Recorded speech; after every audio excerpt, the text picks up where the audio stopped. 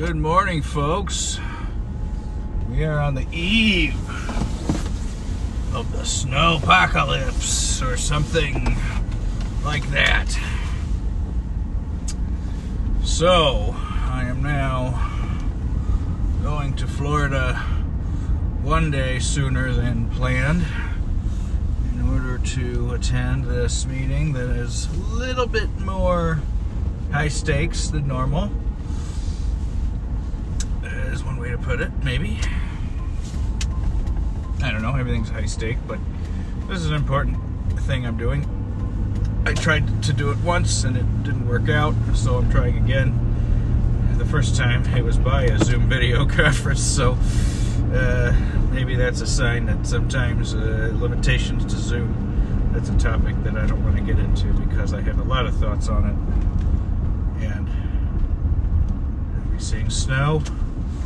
Well, there could be snow. Is my heat on? He is supposed to be on, but sheesh, it's a cold one. So, the thermostat says ice. I do believe we're above freezing, but I don't believe it will stay that way through tomorrow. So, that is why I'm flying today instead of dealing with the rough nighttime commute tonight and then the practically impossible trip to the airport in the morning. I was supposed to leave at 6 a.m., which is not a preferred time to leave when I'm doing something important. If I'm going to a conference, something I could sleep through or go to my room and take a nap if I want to, you know, I don't mind leaving at 5, 6 in the morning to, you know, just for the sake of convenience and attendance and making sure all the boxes get checked. But when it comes to things of this sort, having an extra night of sleep, you know, on site, adjusted to the time zone, you know, any little thing you can do. In fact, my watch is still on Florida time from last week, so I'm set and ready to go back to Florida. It's been 4 or 5 days since I was in Florida in the East Coast time zone, so probably should have stayed there. Anyways, we are off again. It's interesting how the things that used to make me anxious, or things that don't make me anxious at all, versus the things that do. You know, people don't have control over what makes them nervous.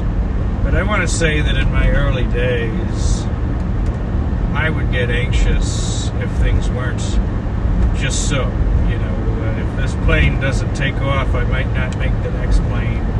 You know, if there's a delay here, it might affect me getting there.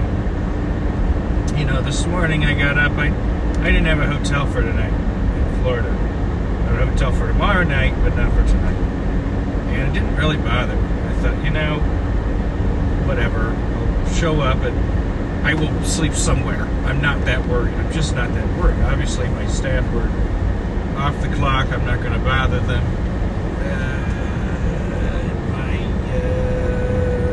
You know, I'm not super tech savvy in all the travel apps anymore.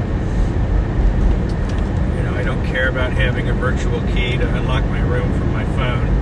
You know, I'm just, I've done it and I just don't care.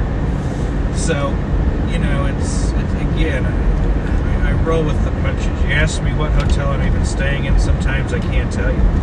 And I don't care. It's going to be like all the others, right? They all buy the same sheets from the same supplier. They might be owned by different franchisees, but alright, something interesting's happening here.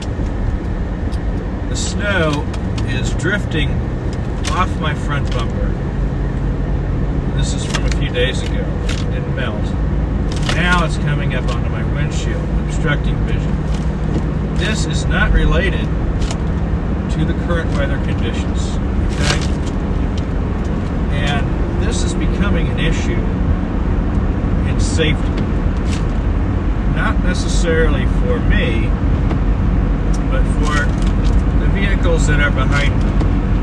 And we have seen state governments actually cracking down on commercial trucks who have too much snow and slush on their trailers. They come out on the highway and this giant sheet of ice and snow lands on a car, sends the car out of control. The car didn't know what hit him. They had no way to know whose truck it was that did it, and suddenly they've had a pretty serious crash of some kind. And that is problematic in a couple ways. One, obviously, this is a kind of collision that is completely preventable. But, two, how exactly do we prevent this? Do we make it a crime not to brush the snow off of a 20-foot high semi-truck trailer or whatever it is? I mean, that seems like a tall order play on words there. I mean, it's how are you supposed to do that? If you're a truck driver, how are you supposed to get up there and clean that stuff off? Is it incumbent on the car behind the truck to anticipate this? You see a hazard. Do you ride the ass of this truck that has a giant snowdrift on top while the snowdrift is coming down, or do you back off and get away from that hazard? You know, there's kind of two sides to this, and the fact that my front bumper had some of this on there kind of reminded me of that, because when it's not snowing, you don't expect it to snow. It's a very unforeseeable situation. I didn't even see it. I walked around my car. I didn't see a big icy drift that would be spewing up onto my windshield. It didn't happen.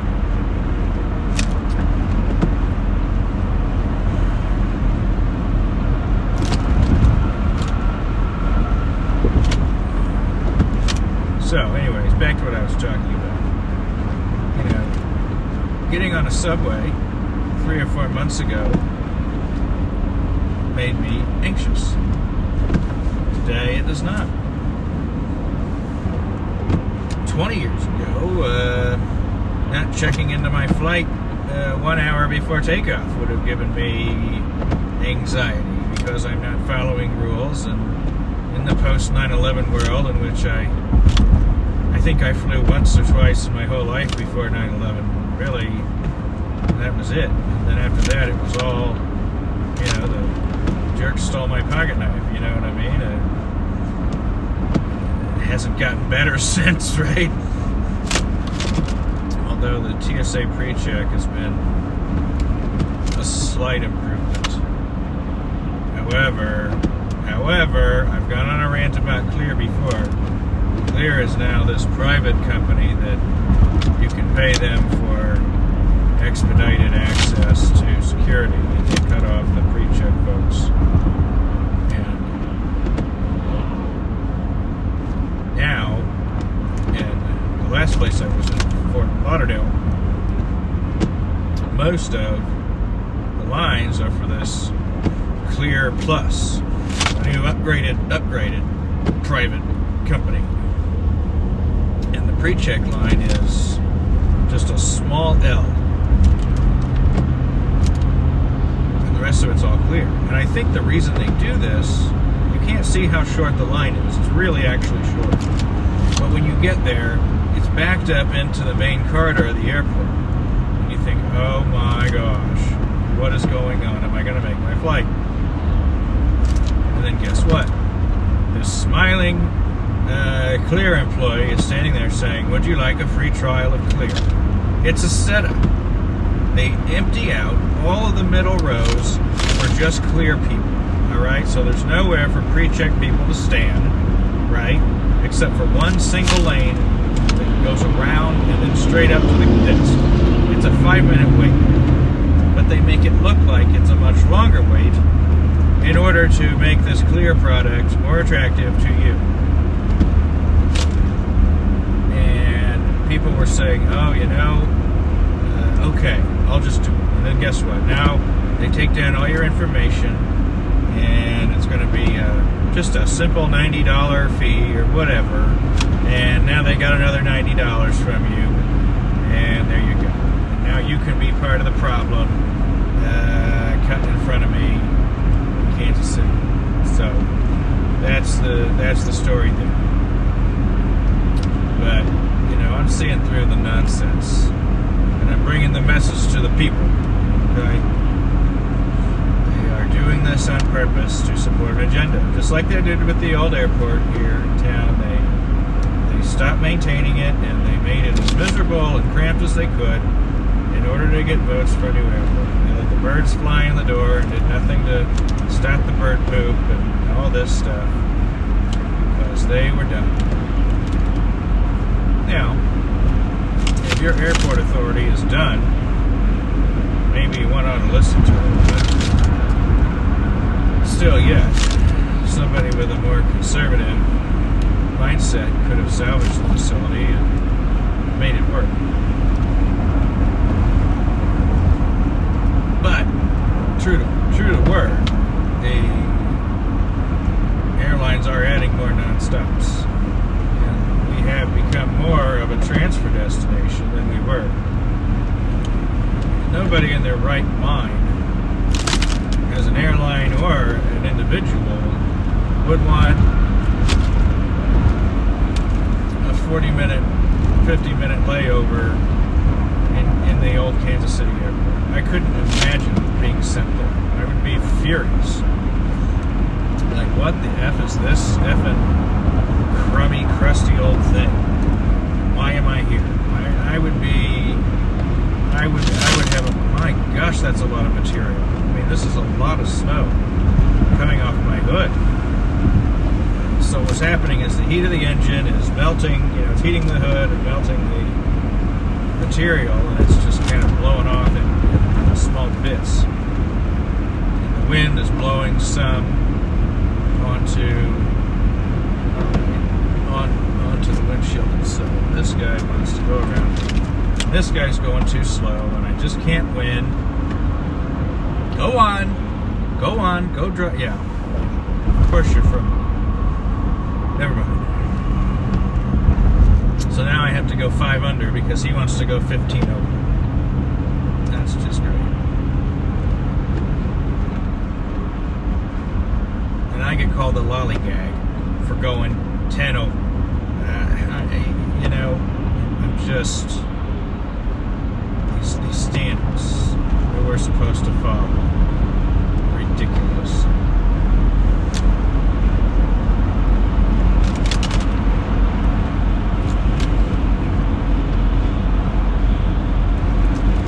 Well, I've decided I'm at a certain level of peace with this car and its running abilities. I haven't driven it since the last time I went to the airport.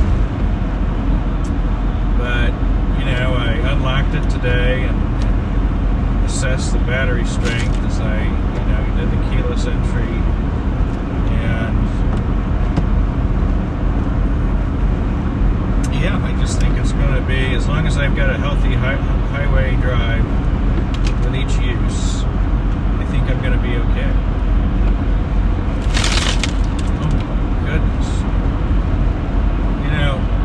I have parked in a garage for so long that I'm not used to this. And I think that is, when I was in Michigan, my rental car had a lot of snow on it. That was new to me. I brushed it off. Actually, it wasn't snow, it was frost. I had to get the defroster going and try and clear the windows so I could drop the thing off at the airport. And that's, it's not a task I'm excited to bring back into my life. But I also have good expectations because there's going to be a time when there's a third driver in my home, and do I want my little girl to be scraping her windows? Or should I be scraping my windows? Or should I be scraping her windows for her? I don't have an answer to this yet, but this is the kind of crap I think about. I don't have a good answer. On the one hand, I want her to be self-sufficient. I want her to know how to do these things. I don't want her dependent on male presence. That's not going to be healthy.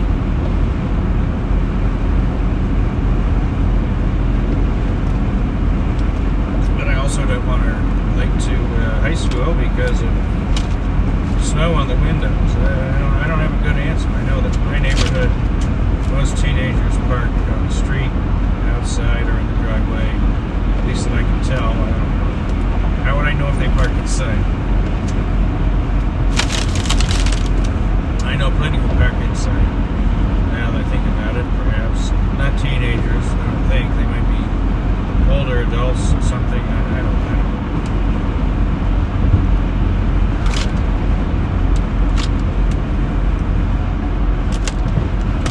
I suppose if you have the room, you park inside. What if you have to decide who gets the garage? Right? That's what I'm thinking.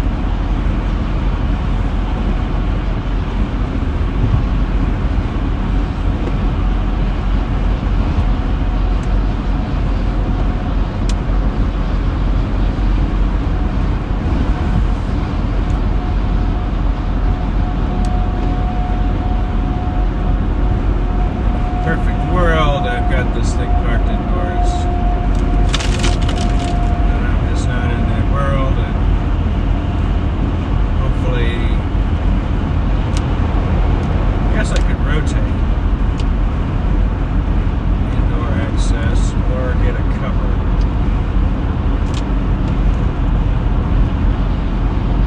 I'm just not. Oh boy, is that a merge? Yeah, you're gonna merge. Cut me off.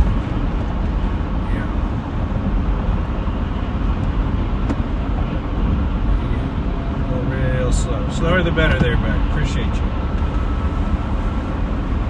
Yeah, definitely get over. Go to the fast lane. That's where we want you. Go as slow as you can in the fastest lane. Go on now.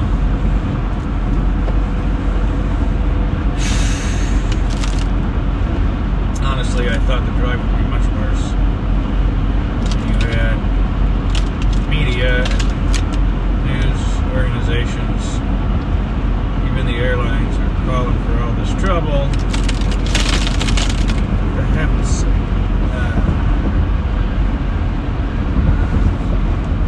Usually that affects the psyche of the drivers and they get kind of ignorant on the roads. I haven't seen. Of course, we're after 9 o'clock, so that's good. I think. Actually, here's a problem I have. My watch is set still on Eastern time? No. Yeah? Maybe not. 9:45. Maybe I did turn it back. Is it 9:45 right now? I think so, which means I'm going to be in the air pretty quickly, so I need to be getting to business. Now, my parking reservation is not in the computer until tomorrow. I'm showing up a day early. I don't know if there will... My gosh, this car's got so much material on it. It's just... I thought it all melted yesterday. It was 45 degrees. I mean, everything on the windows melted off. But not this time. Okay, so... I don't have a parking reservation for today. I hope that's not going to be a problem. It might slow me down a little bit.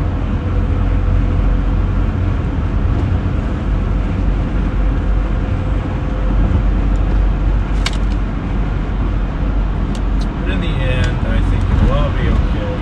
One of the things I lost by changing my ticket was my boarding position.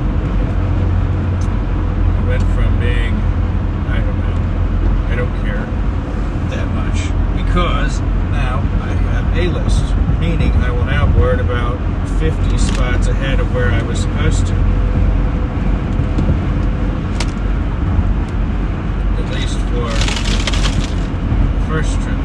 look at the. I didn't even look at the second one.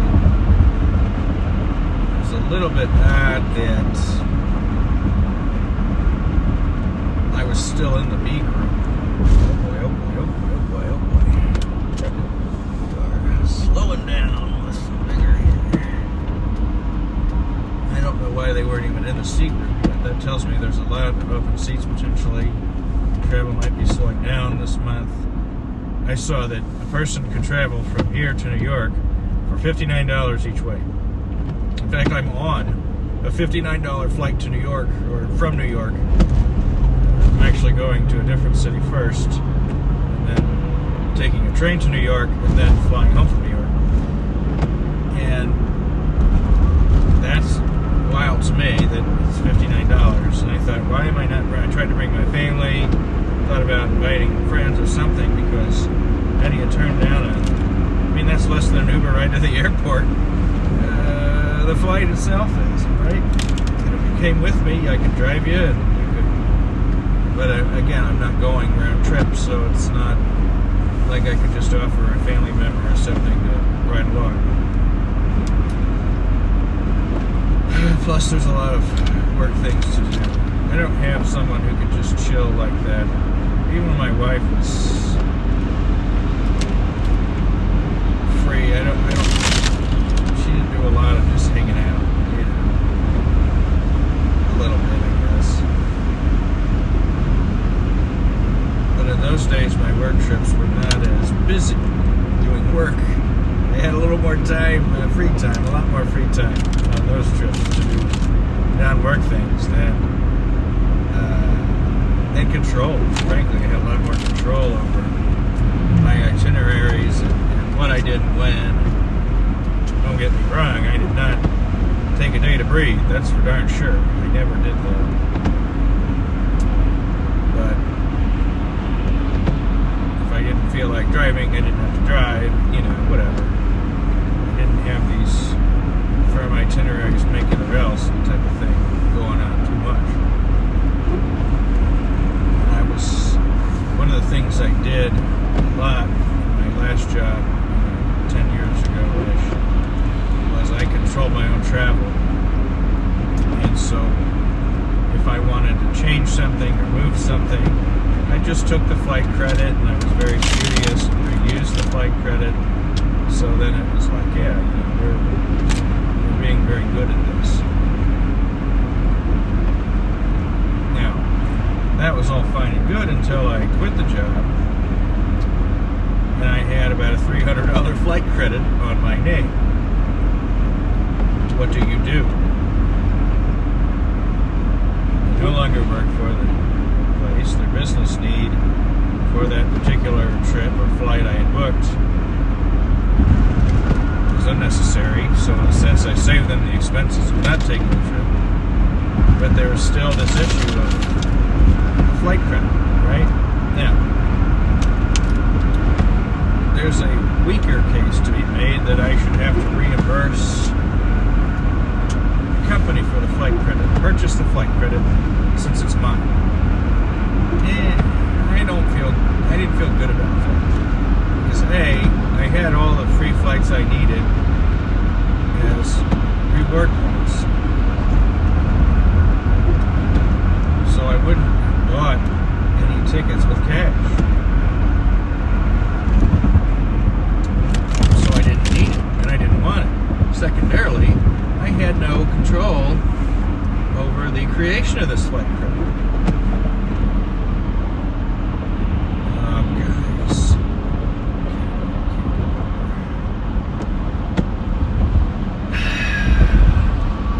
So if I didn't have any control over the creation of the flight credit, the fact that there was a need to fly at that point, and then there wasn't, why should I be responsible for reimbursing? Now,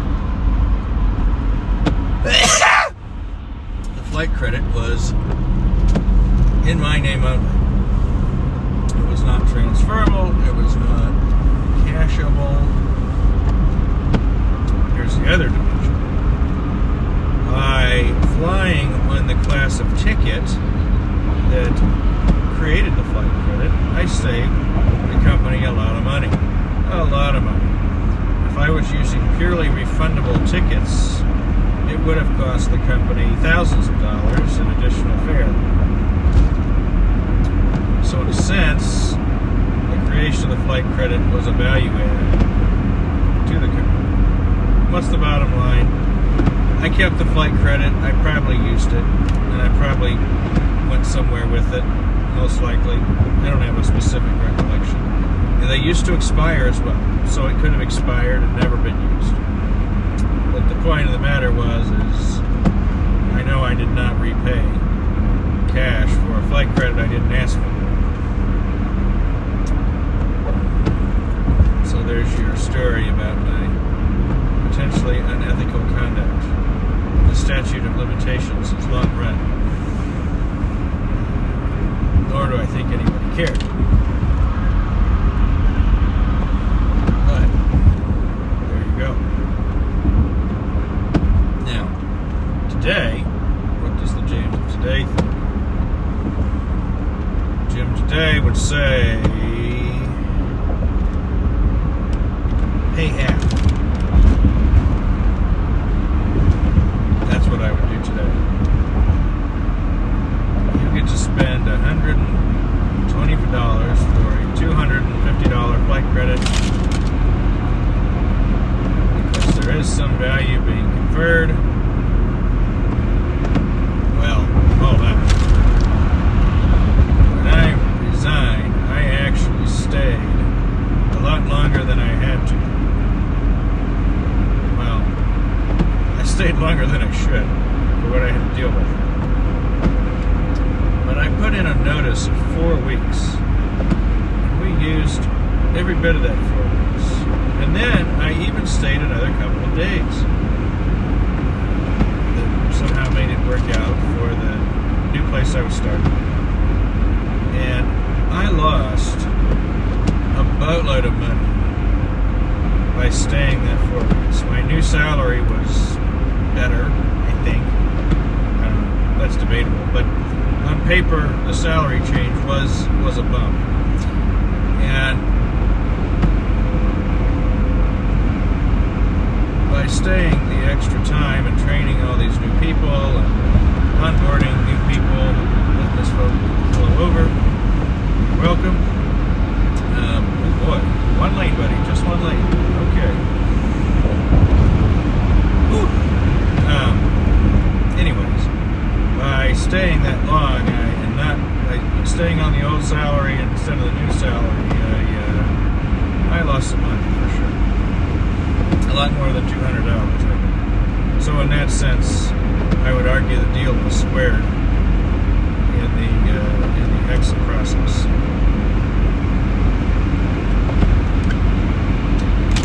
Goodness, Zacatecas. Is that a bus that drives to Mexico? Zacatecas.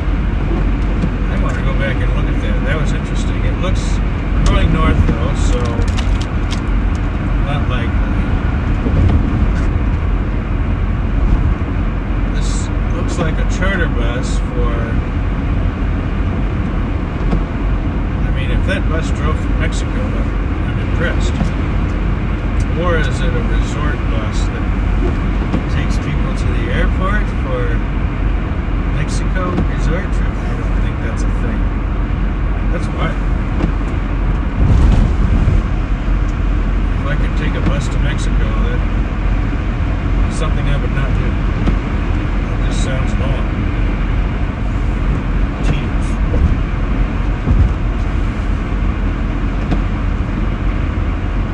Have I ever ridden on a bus commercially? How did I think about that? I don't think I have. Have I been to a Greyhound bus station? I believe that I have. I'm going way back. And I remember why I was there, or who was there, what I was doing there. I want to say that I was at a location that was near a Greyhound bus stop. I don't know.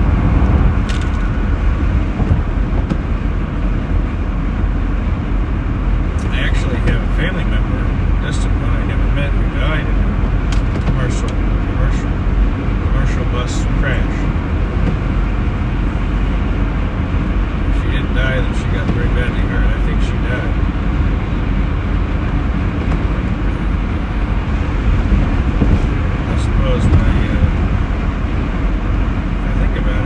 person might be a great aunt, perhaps. Died in a bus crash like 70 years ago or something. So odds are my family is not big into commercial bus travel.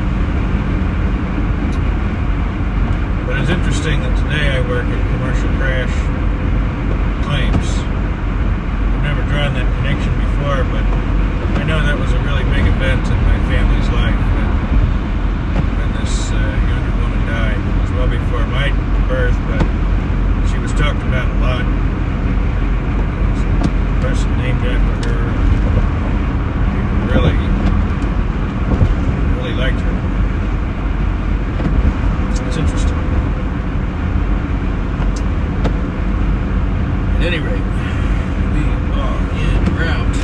We are in rain. My hood is finally clear.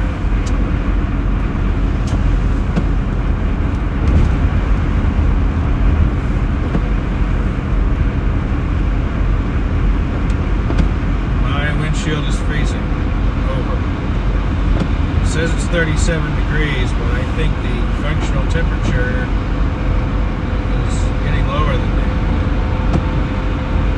We got a film of ice forming on the windshield. Perhaps it's bad wipers, perhaps bad weather. Beads on the hood aren't freezing. Alright, this guy, I know you want over. You're clearly going to I-29 and you're clearly not going to let me over. So I'll drive in the Gore because you want to have to lift the truck and be discourteous, okay? I'm getting a little saucy today, but also not feeling the love out here. People are jerks. Look at this guy. Still drunk or something. Driving off the side. I suppose it's colder up there. Well, you know. He wanted the height of an Escalade. So he said, what if I just took my pickup truck and jacked it up as though it was getting its tires changed. Real clever.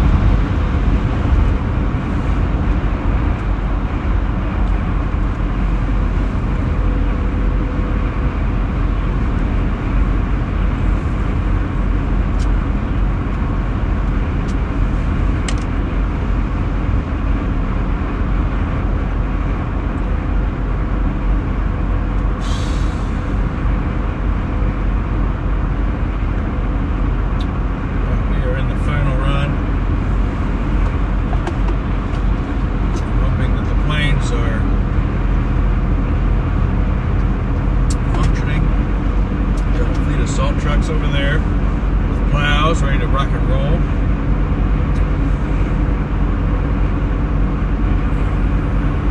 I did not check flight status, but I've not gotten any notifications either.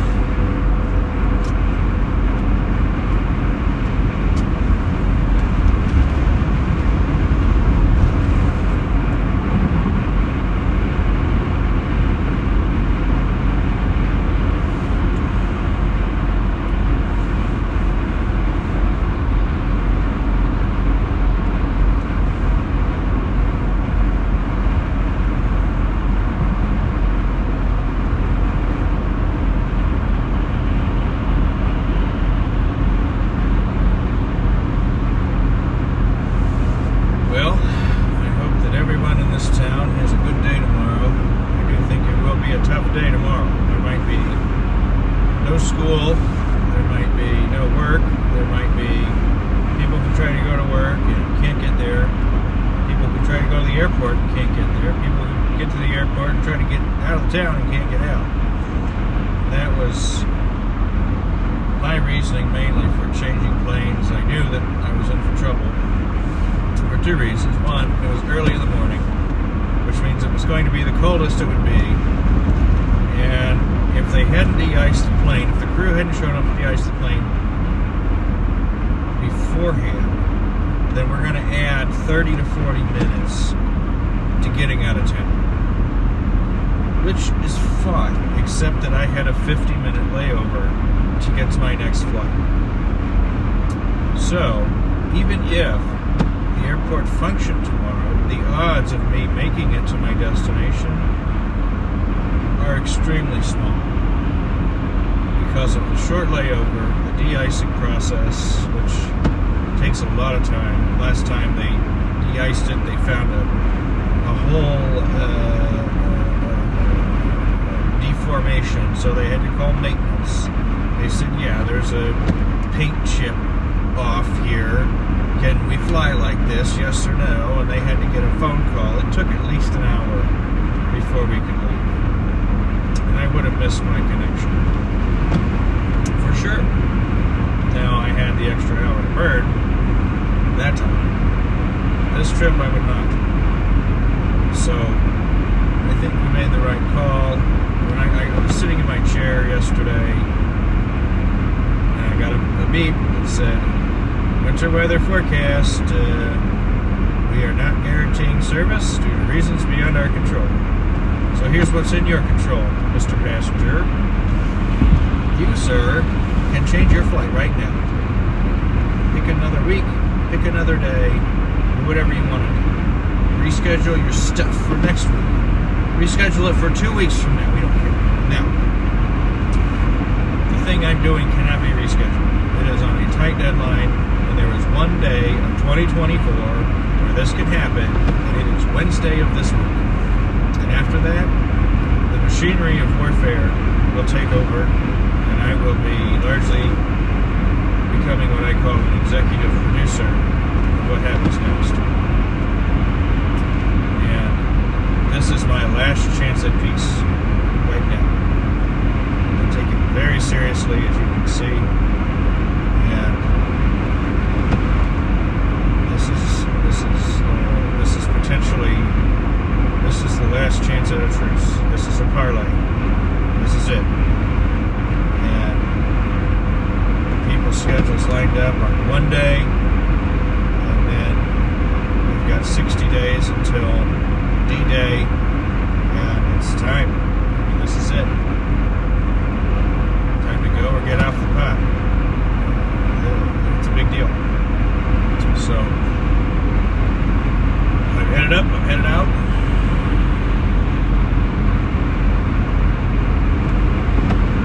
I brought my full suit. Not separates, but like an actual bottoms and top that match. You know, that's the vibe we've got going on. I might even retrim my beard. Mostly because I'll be in my hotel for 2 days beforehand, or 36 hours beforehand, and I won't have much to do other than work. I'll tell you this. Working in a hotel room on a laptop can be very confining. I don't like it very much. And the higher up I am in the building, the less I like it. I feel like I'm in an inner city holding cell or something. It's not good. I need to get out, walk around, have lunch or something, because I don't like being confined to a smaller room. And this was even when I lived in a small house, I didn't like it. I'm pretty sure. It wasn't just a big house problem. It's a general. It's not a ceiling height thing. It's just a thing.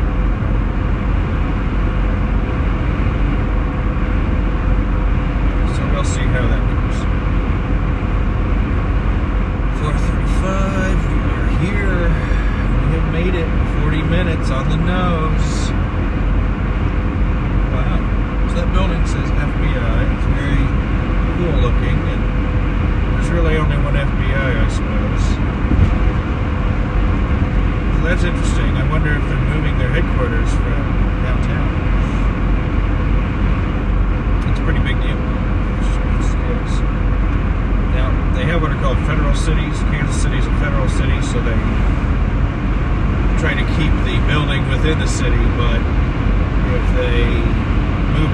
different part of town that's not, failing to be a big. Here it is.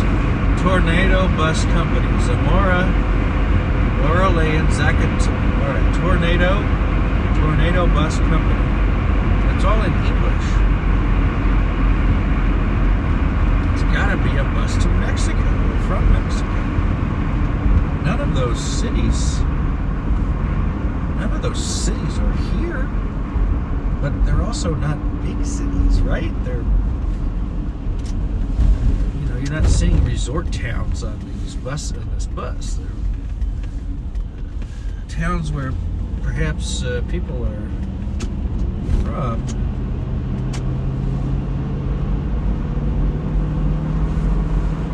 Perhaps population centers, but not tourist destinations for Americans. And there's still a vibrant tourism industry in North Central America with the residents, and it's usually pretty different from what we do. Anyways, I am going to sign off. Commutes with Jim 2024. We are just shy of 265,000 miles. Gonna run. Alright, y'all. If you're in the snow, be safe. Because I'm out.